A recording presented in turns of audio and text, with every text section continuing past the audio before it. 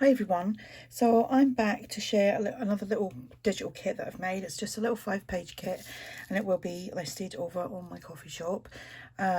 This is like a, what have I called it?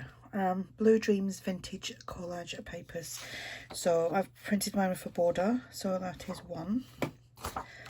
And guess what I'll be doing? I'm going to be making a blue journal using this. That's number 3. And number 4, and number 5. And I've also got, which I won't be doing a video on, but I've got a little 3-page French ledger freebie, which you can find over on my shop as well. I'll probably be using that within the journal as well.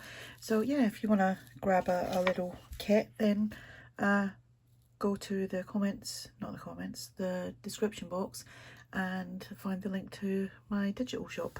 So any questions, just ask, and I'll speak to you all soon. Bye.